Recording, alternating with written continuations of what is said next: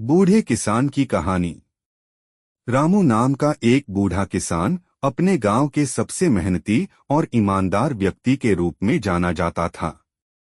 वह बचपन से ही अपने परिवार की जमीन पर काम करता आ रहा था। उसकी जिंदगी का हर दिन खेतों और फसलों के बीच बीतता था। रामू ने अपने जीवन में बहुत संघर्ष किए थे।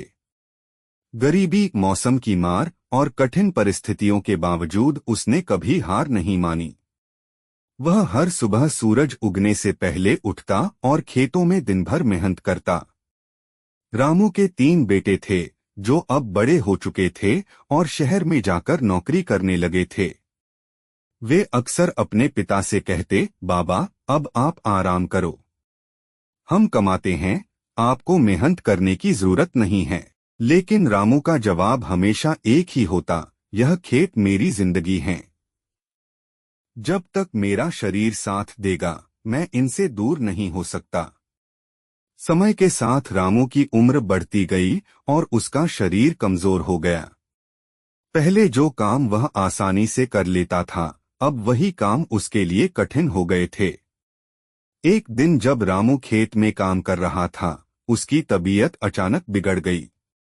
वह घर लौट आया, लेकिन अब उसे महसूस होने लगा कि उसके लिए खेतों में काम करना मुश्किल होता जा रहा है। उसके बेटे मोहन ने एक दिन कहा, बाबा, अब आपको खेतों का काम छोड़ देना चाहिए। हम मजदूर रख लेंगे और आप घर पर आराम करें। रामू ने गहरी सांस ली और कहा, बेटा, यह खेत सिर्फ जमीन का टुकड़ा नहीं है, इसमें मेरी पूरी जिंदगी बसी है। मगर अब समय आ गया है कि तुम यह जिम्मेदारी संभालो। मोहन ने अपने पिता की बात मानी और खेतों का कामकाज संभाल लिया। रामू अब ज्यादातर समय घर पर ही बिताने लगा, लेकिन उसकी आत्मा हमेशा खेतों में ही रहती थी। वह कभी कभी खेतों में जाकर बैठता और मोहन को काम करते देखता। उसे गर्व महसूस होता कि उसका बेटा उसकी विरासत को इतनी मेहनत और लगन से संभाल रहा है। एक दिन गांव में भारी बारिश और तूफान आ गया, जिससे फसलें बर्बाद हो गईं।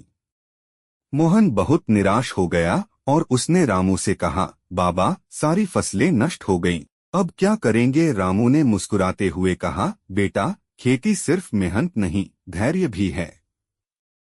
फसलें बर्बाद हुई तो क्या हुआ? फिर से मेहनत करो, जमीन कभी धोखा नहीं देती। रामू की सीख मोहन के लिए प्रेरणा बन गई। उसने नई फसल की तैयारी की और अगले कुछ महीनों में खेतों में फिर से हरियाली लौट आई। रामू के जीवन की मेहनत और धैर्य का फल मोहन को भी मिलने लगा। रामू ने अपनी आखिरी सांसें लेते वक्त मोहन से कहा, बेटा, ये खेत अब तुम्हारी जिम्मेदारी हैं।